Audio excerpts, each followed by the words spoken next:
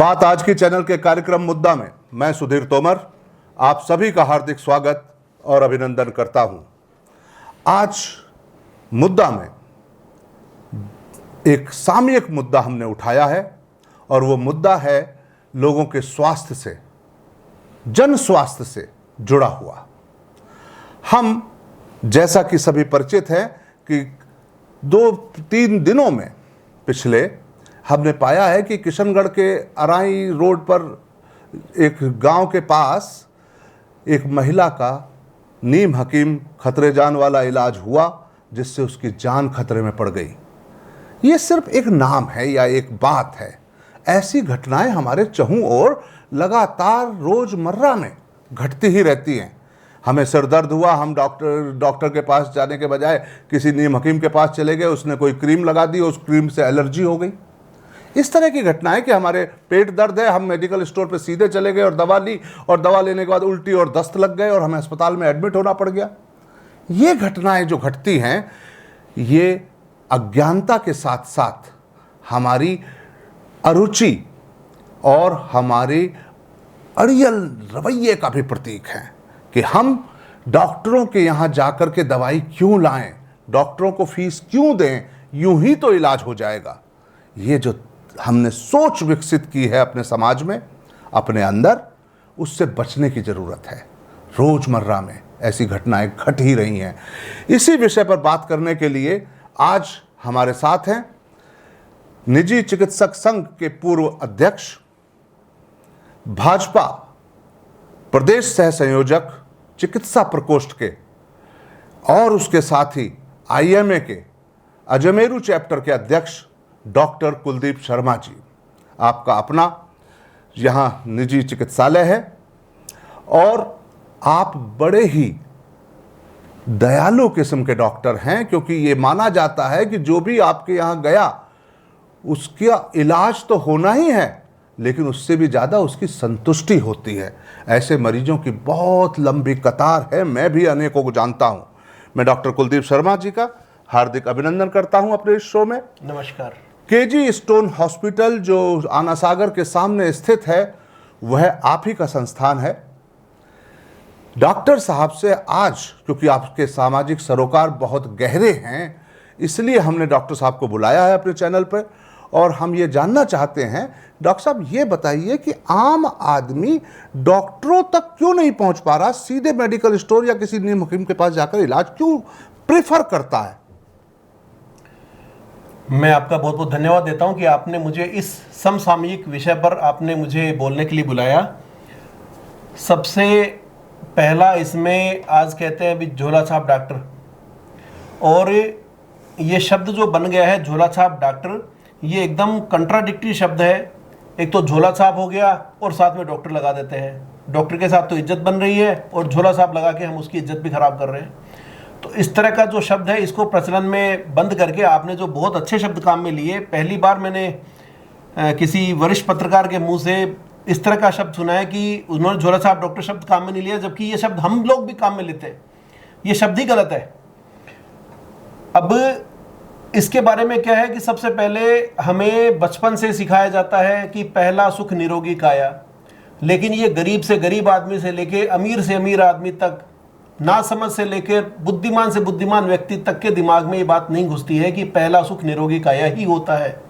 जब तक हमारी काया स्वस्थ रहती है, जब तक हम जीवन का किसी भी चीज़ का आनंद उठा सकते हैं।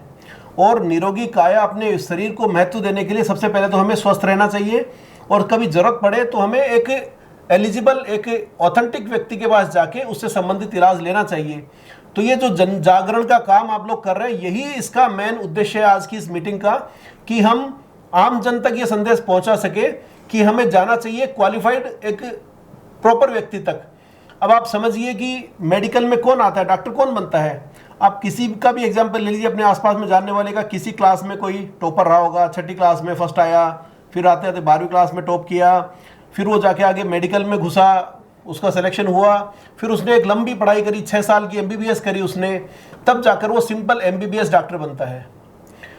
मानव शरीर के बारे में जानना बहुत ही मुश्किल होता है, लेकिन इतने समय देने के बाद वो एक MBBS डॉक्टर बनता है। उसके बाद PG करना 3 साल का होता है, फिर उसके बाद सुपर स्पेशलाइजेशन करना फिर 3 साल का कोर्स होता है। तो इतने सालों के बाद भी डॉक्टर के लिए कहा जाता है कि वो जीवन भर पढ़ता है और ज्ञान की वृद्धि करता रहता है, उसके बावजूद उससे त्रुटि होने की संभावना रहती है।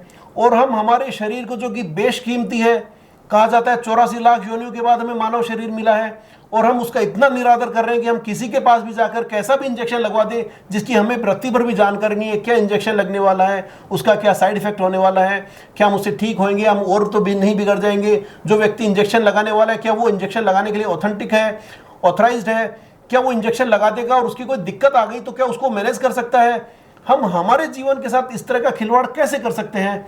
तो ये जन जागृति हमें हर व्यक्ति तक पहुंचाना है। ये जो इंटरव्यू है ये भी हमें हर लोगों तक पहुंचाना है कि आप जब भी आवश्यकता पड़े हर किसी अनऑथराइज्ड व्यक्ति के पास ना जाए। अब हमने हर किसी से कह दिया लो हमारा घर बना दो, अब उसको घर बनाने का अनुभव ही नहीं है, उसने 2 जगह देख लिया मकान बनाना कैसे बनाना, और अब घर में रह रहे और पता चले किसी दिन ढह गया घर, सब मर गए।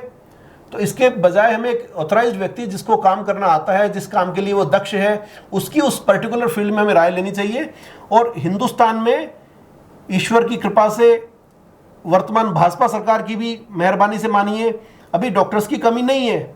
आज हर गली मोहल्ले तक डॉक्टर अवेलेबल है, हमारे जो प्राइमरी हेल्थ सेंटर तक डॉक्टर अवेलेबल होते हैं। तो आप अपने जो भी रीच के डॉक्टर हैं, अपने जो भी नज़दीकी जो डॉक्टर हैं, आप उनसे ज़रूर संपर्क करिए, आपको संतोषप्रद इलाज जरूर मिलेगा। और नीम हकीम खतरे जान से हमेशा बच के रहिए, क्योंकि एक सिंपल दर्द की गोली का इंजेक्शन लगाना, गोली देना, इंजेक्शन लगाना कोई बड़ा काम नहीं है, लेकिन जब कोई बात का डायग्नोसिस प्रॉपर नहीं होता और उसका ट्रीटमेंट होना शुरू हो जाता है, तब उसका कॉम्प्लिकेशन ऐसी भयानक निकल सकती है कि जो जानलेवा हो सकती है, मृत्यु तक हो सकती है उसके लिए। डॉक्टर साहब, ये बात आपने बहुत अच्छी कही कि हमें निश्चित रूप से किसी दक्ष डॉक्टर के पास जाकर ही अपनी बीमारियों के इलाज ढूंढने चाहिए, लेकिन हकीकत तो और ही है। जिस हिसाब से हमारी पॉपुलेशन है उस हिसाब से डॉक्टरों की संख्या अब भी वास्तव में बहुत कम है, और ग्रामीण क्षेत्रों में डॉक्टरों की संख्या यकीनन बहुत कम है। सरकार के द्वारा प्राइमरी हेल्थ सेंटर पर डॉक्टरों के अपॉइंटमेंट किए जाने के बावजूद भी ये एक सत्य है और कड़वा कि डॉक्टर्स प्राइमरी हेल्थ सेंटर पर जाते नहीं हैं, पहुंचते नहीं हैं, या हर समय अवेलेबल नहीं रहते। जैसा कि सरकार ने कह रखा है कि प्राइमरी हेल्थ सेंटर पर ही डॉक्टर जो अपॉइंटेड है उसको रहना जरूरी है, ऐसा होता नहीं है। और ऐसा न होने के कारण वो जो बंगाली डॉक्टर हैं जो पुश्तैनी रूप से गांवों के आसपास कहीं ना कहीं चले आते हैं, और आज भी रात को बच्चे के पेट में दर्द होने के बाद माँ उन्हें कहती है कि मत रो बेटा, सो जा, कल सुबह बंगाली डॉक्टर आ जाएगा। वो गब्बर नहीं ढूंढ रही है, लेकिन बंगाली डॉक्टर ढूंढ रही है। और ये जो ढूंढ है, इसी के कारण ये सारी दुर्घटनाएं हो रही हैं। और इस दुर्घटनाओं को होने के लिए इसका एक प्रशासनिक पहलू है कि डॉक्टरों की अवेलेबिलिटी जितनी मात्रा में होनी चाहिए उससे कम है, ये सत्य है। लेकिन ये भी तो सत्य है कि डॉक्टर भले ही कम हो लेकिन हैं जरूर, और हैं जरूर। तो जैसा कि डॉक्टर साहब ने अभी अभी कहा कि जीवन बहुमूल्य है, और इस बहुमूल्य जीवन को बचाने के लिए हमें डॉक्टरों तक पहुंच निश्चित रूप से अपनी करनी ही होगी, तभी जाकर के हम स्वस्थ जीवन पा सकेंगे। लेकिन डॉक्टर साहब, एक ऐसा बड़ा वर्ग हमारे ग्रामीण क्षेत्र में है जहां सुबह शाम की रोटी मुहैया करना ही बड़ी बात है, जहां शहर तक पहुंचने का किराया जुटाना भी बहुत बड़ी बात है। तो ऐसे में छोटी छोटी बीमारियों के लिए क्या आप सोचते हैं कि डॉक्टर मरीज को लेकर के गांव से लोग शहर आ सकते हैं टैक्सी करके या गाड़ी करके या एम्बुलेंस से? ये आसान नहीं है। तो कैसे इसको प्रैक्टिकल बनाया जाए? स्थिति यही है। और ज़्यादातर ग्रामीण क्षेत्र ही हैं जो झोले छाप डॉक्टरों के हिस्से में जा रहे हैं।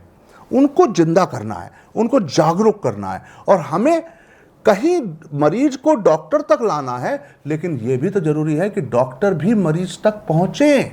इसके लिए क्या करें?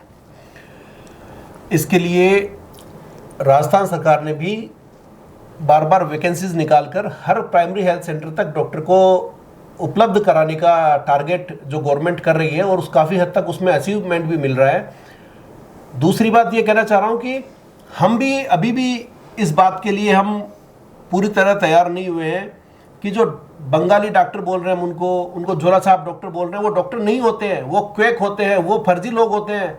अब वो लोग क्या करते हैं कि किसी डॉक्टर के यहाँ पर वार्ड बॉय का काम करते हैं। आपको मैं बताता हूँ, आपको बिल्कुल जानकर आश्चर्य होगा और आपको ये जानकारी होनी भी चाहिए कि ज़्यादातर इस तरह के लोग जो है वो किसी न किसी डॉक्टर के घर पर गेट खोलने का काम करते थे। उन्होंने 2-4 इंजेक्शन लगाने सीखे, कैसे इंजेक्शन लगता है देखे, और वो जाकर उन पर एक्सपेरिमेंट कर रहे हैं।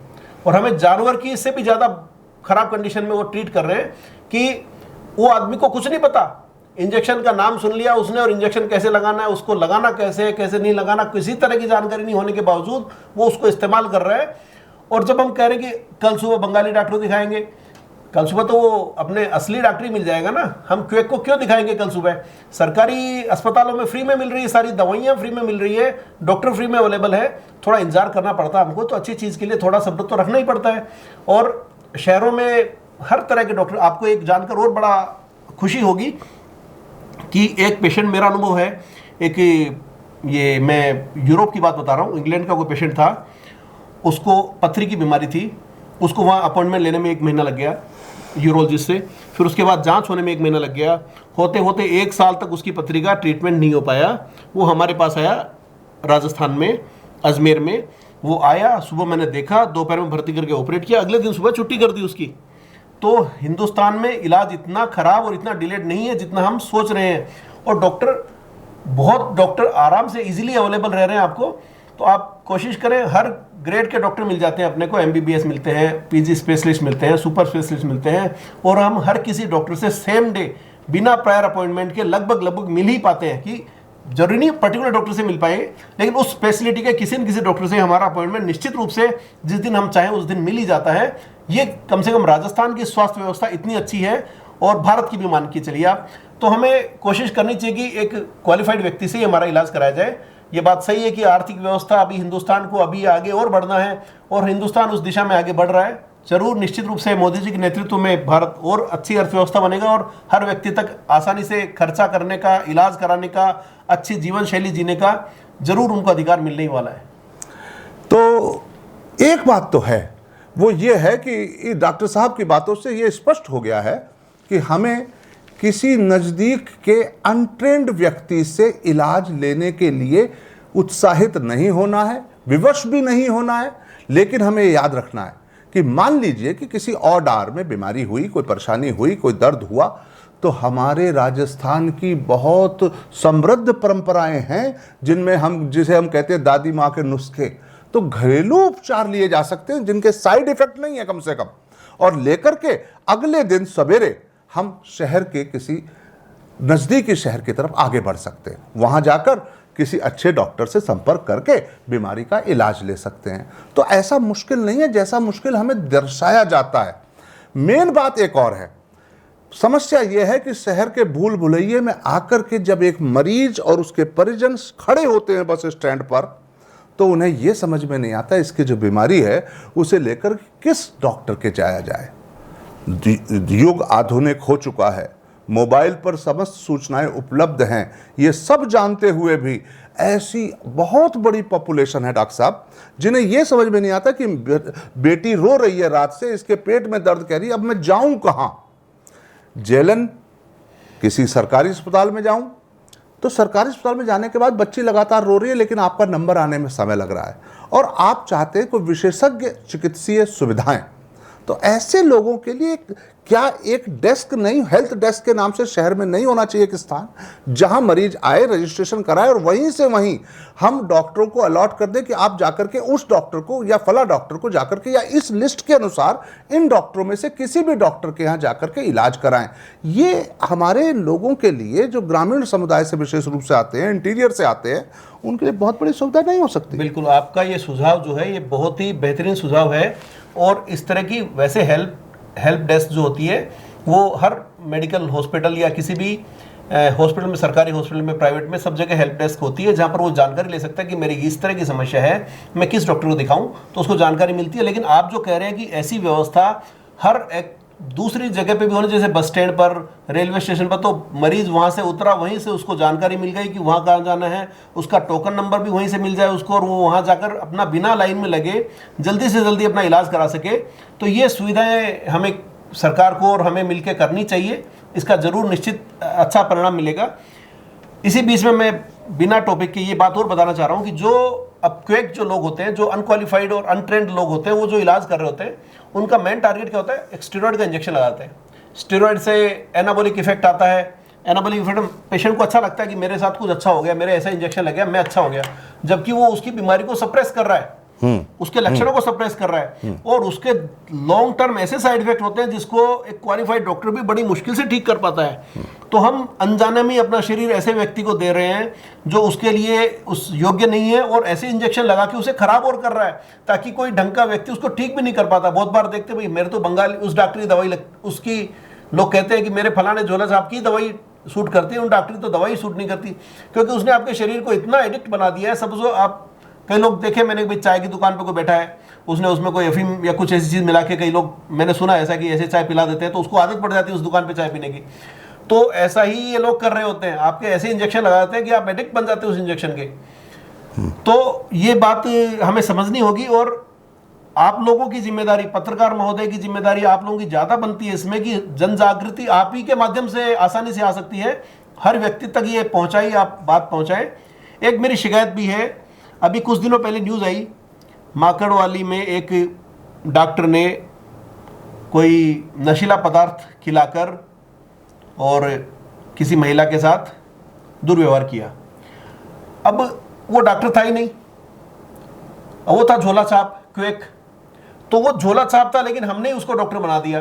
तो कहीं ना कहीं महिमा मंडन करने में हम लोगों का भी उसमें इन्वॉल्वमेंट है, रोल है। हमें लिखना चाहिए था कि एक झोला छाप ने इस तरह का व्यवहार किया है। आपको पता है इसके बाद में इस तरह की धाराएं लगती हैं कि एक तो 420 का धारा लग सकती है, गैर इरादतन हत्या तक का उस पर केस दर्ज हो सकता है, और अटेम्प्ट टू मर्डर का केस उस पर दर्ज हो सकता है। अगर मर्डर का अटेम्प्ट हो सकता है तो इस तरह की धाराएं लग सकती है जिसमें लाखों रुपए का जुर्माना और जेल का प्रोविजन है। लेकिन ऐसा अमूमन होता नहीं है, ऐसा होना चाहिए। और जो लोग कंसर्न हैं उनको इसमें और थोड़ा सा हस्तक्षेप करके ऐसे लोगों को जरूर ही सलाखों के पीछे भिजवाना चाहिए, ताकि जो है प्रॉपर सिस्टमेटिक इलाज जो है वो हर व्यक्ति तक हो सके। सरकार का भी ये, हम लोगों का जिम्मेदारी ये बनती है कि हम health to every doorstep, हर व्यक्ति के द्वार तक स्वास्थ्य लेके जाए, और सरकार की इस दिशा में प्रयास जारी है। जरूर ही इसका निश्चित सत्परिणाम जरूर ही दिखने को मिलेंगे। साथियों, जो सबसे महत्वपूर्ण बात मैं कहना चाहता हूं वो डॉक्टर साहब ने अभी अभी इस पैराग्राफ में अपने बोल दी है, और वो बहुत महत्वपूर्ण है। वो महत्वपूर्ण इसलिए है कि आप किसी ऐसे अनट्रेंड व्यक्ति को अपने इलाज का दारोमदार ना दें जो आपकी बीमारी को बिगाड़ दे, और जिसके बाद आपकी जान भी खतरे में पड़ जाए। महत्वपूर्ण यह है, जैसा कि मैं उदाहरण दे सकता हूं कि ग्रामीण क्षेत्रों पर सर्पदंश की घटनाएं बहुत ज़्यादा होती हैं, कुत्ते द्वारा काटे जाने की घटनाएं काफ़ी होती हैं। इनके बाद हम देसी इलाज की तरफ तुरंत बढ़ जाते हैं, और कई बार देसी इलाज जानलेवा साबित होता है। इस जानलेवा साबित होने से, जान से महत्वपूर्ण तो कुछ नहीं ना साथियों।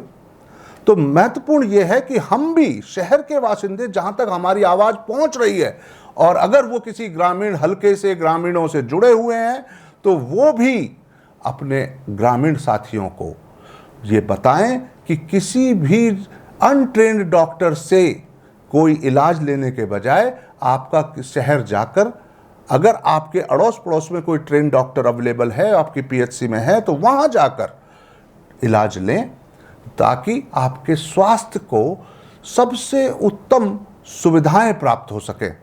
सरकार का उद्देश्य उत्तम स्वास्थ्य, जनता का उद्देश्य चाहिए उत्तम स्वास्थ्य, और डॉक्टरों का उद्देश्य हम प्रोवाइड कराएंगे उत्तम स्वास्थ्य। लेकिन इन सब के लिए, इस सरकार के उद्देश्य के लिए, जनता के उद्देश्य के लिए और डॉक्टरों के उद्देश्य के लिए सबसे आवश्यक है मरीज का सही डॉक्टर से मिलन।